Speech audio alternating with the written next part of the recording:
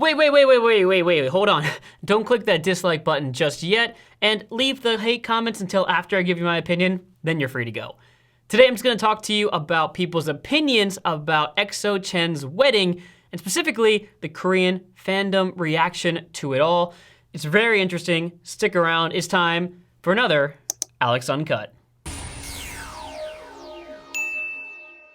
So just recently, the EXO member Chen announced to his fans and the whole world that he was gonna get married to his non-famous girlfriend. I don't know why that's important, but they're gonna get married and she's pregnant and woohoo, it's all exciting, and there's just a lot of negativity going on right now.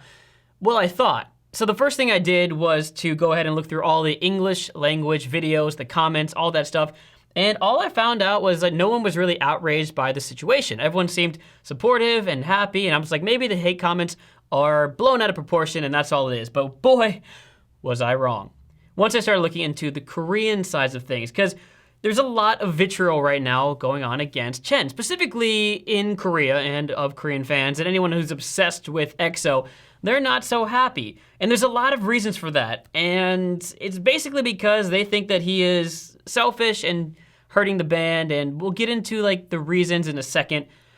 As a foreigner, it's very easy for me to say, what's the big deal? Just let him be, let him love. Who cares who people love, right? And it is really easy to say that. But I really want to talk about sort of the Korean perspective of it, and specifically those Korean fandom perspectives of it, because it's really interesting. It goes into Korean culture, and even there's a cool Korean phrase I'll teach you in a second that goes into everything, and it gave me a different perspective. Anyway, here's the saying in Korean. 돈을 penny 쓰고 용서는 mogul들이 한다. So that basically means fans spend the money and muggles, regular people forgive. So muggles, I believe it's from the Harry Potter series. I assume that's where they got it from. Muggles are normies, regular people who aren't in that fandom. People who are spending the money are the fans, and regular people forgive. Another way to put it is, it's not the victim that forgives the sinner, but the third party that forgives the sinner, and that's kind of how they look at it. It's the same thing with Japan, how foreigners will say, hey, get over the Japan thing, it's been forever now, and Koreans will say, it's not your job to determine when we are okay with forgiving Japan. It's almost the same thing here, just in a different context. One's political, and one is K-pop. So the fandom has been supporting them with money, as I mentioned before, but also time. And the way that the fandom sees it is that their success, whether it's EXO or BTS or whoever, their success is 100% owed to, 100% owed to the two of them, the band and also the fandom. Without the fandom, the band can't succeed, and there's a lot of truth to that. So the idea is that the fans want him, Chen in this case, to do well and make his dreams come true, and they'll do everything in their power to make it happen. They'll spend money, they'll attend concerts, they'll make online support communities, and they're doing all these things for him. And for someone who's invested so much into this idol, the thing that happened, the incident, is like a form of betrayal, and that's the way that they view it. He wasn't honest about his relationship, and the other thing is don't lie about the relationship. So it's one, you're having a relationship, two, don't lie about it. Betrayal is what comes out of it. And it's not just because some fans may want to marry their K-pop idols, because that's really not what it comes down to. It's not about this obsession with, I'm gonna date this person, so don't pretend you're dating anyone else, or don't even date anyone else.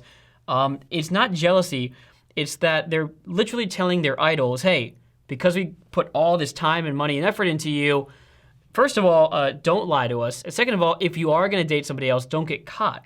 It's not because I wanna live my fantasy, it's that if they get caught dating somebody, the way that K-pop works now is that could be the end of their career, or that could be the end of their group, and it's seen as selfish in a way. So that's what's going on right now. The fact that he got caught shows that he's risking everything that EXO and the EXO fandom has been working for. And what if this ruins the band's reputation, right?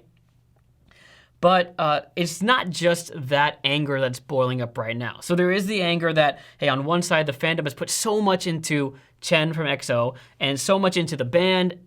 It's just that Chen's possibly ruining it for everybody. That's where a lot of the anger is coming from. But there's another thing that's going to be more controversial and where I'll probably get a lot of hate comments from, but we'll see where this ends up going. To me, this is my own thought, and I don't know if it's real or not. There's another cultural shift that's going on, and it's making it more difficult for true fans of K-pop to actually stomach this in a way. So K-pop is no longer purely for Koreans, or should I say K-pop is no longer purely for the K-pop fandom. We get excited when K-pop goes global, when it goes to a global audience and they go on tour in America or South America, wherever they go. We get really excited for that. But you know what comes with that? It means that when anything becomes popular in a bubble or in a craze, more normies, regular people, moguls, get into this craze. So if we go back to that phrase, Tonen Penny Sugo, I should have practiced this beforehand, and 영서는 모글들이 한다, fans spend the money, but regular people forgive. There are so many more regular people right now that they're sort of kind of losing a little bit of that power, if that makes sense, power over their connection and their closeness to the band. So, oh, looks like someone's delivering food. I don't know if you caught that on the mic. Basically what's happening here is that the fandom used to be able to somewhat dictate what the idols did. And it was a mutual relationship. You know, the idols were getting closer to their fans by kind of doing what they wanted or maybe going a certain direction when it comes to artistic quality, you know, whatever it may be. But now that the idol bands and companies have to go out to, I don't know, you know, South America or North America or Europe or wherever they're getting famous, they go out there and respond to their fans' needs, who are now normal people, regular people, because there's so many of them. They've lost a little bit of that pull. And now this is, again, just my opinion, and I could be completely wrong about this, but, you know, when your feelings are hurt, it's bad. But when you've also lost that closeness to the person that you're close to, and, you know, they distance themselves, you get a little bit more hurt, and you might act out in stronger ways. This is power dynamics. So in this case, when the group in power loses some of that power, they react more negatively and strongly. And it's not necessarily a bad thing. It doesn't make that person a bad person. It's just a natural reaction. Again, when you have some more power over a situation and you lose that power, you do crazy things. Case in point, white people in America and the way that we vote. Okay, moving on from that one. Here, now the hate comments are starting to come in. So here's my final take, and now go ahead and add on to the hate comments if you'd like, or agree, disagree, just do it kindly. And, you know, make sure to also, down there, go ahead and click that like button and, you know, feed the narcissism. More comments you leave also, hate, non-hate, whatever, the more it boosts up this video in the algorithm. So keep it up. I am a mogul. I am not a true fan of K-pop. I'm certainly not a true fan of EXO. I like their music. I like BTS. I like Big Bang. I liked 21. You know, I like all these bands. But I am just a regular person who's now in his 30s. And honestly, I'm just happy that he's happy. And that's all I can say about it. You know, maybe if I was 22 and a huge fan, I'd be offended by it. And I can see that. So I don't want this to be a criticism of K-pop fans. This is not... I am not them, so I don't understand completely what they're feeling. But in my, you know, being a 30-something-year-old, I'm just like, Chen is 27, and how long does he have to stay single to please his fans? You know, part of the reason he didn't say it earlier is because it will affect him. And yes, it was a business move, which also makes his fandom hate him more, or at least dislike that action more, because they feel like he just used them for the money and he pretended to be single, and it's more complicated than that. Now, obviously, no one asked me how I feel, but if they did, that would have been my answer. I give my blessing to the wedding and hope they live happily ever after, all that stuff.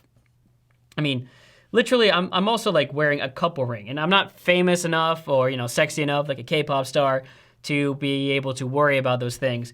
But, you know, my question to you is also, what are you going to do and what am I going to do when the person that, let's say, we are really close to comes out and says that, yeah, I've had a boyfriend or girlfriend for the last year or 2 years and I never told you? What are we going to say to them? You know, if you follow them because they're attractive and you assume they're single, you're going to feel hurt too. And I understand that because, you know, no one is good enough for insert your celebrity crush here. How are we going to react to them, and are we going to be supportive or not? again, YouTubers and the K-pop fandom, it's a different thing. I want to know your opinions on this one. I think in general, though, it seems like foreigners are very supportive of this, and regular moguls, regular people who aren't super fans are super supportive of K-pop stars having their own life. And the people that invested their time and money into these bands feel betrayed. Well, I think I am right. I don't disagree with the way that they feel. It probably hurts. It's probably not fair in their eyes. And who knows, maybe I'm wrong. I don't know. Leave your comments down below because I actually want to know more about it. Again, hey, not a true K-pop fan here. Like, I'm just a regular fan of K-pop. So maybe I'm totally wrong and all the hate comments will come piling in. That's all I got for today. This was an Alex Uncut because, again, it's one of those videos where I just want to give my opinion on it, be as real as it gets, tell you everything that I feel while letting you respond to me and tell me how stupid I am. Oh, shoot, it's been so long. What are my endings again? It's like, don't forget to always, no, that was the Feel Good Talk Show. Regardless, just, I'll see you next time. Goodbye, hase, yo.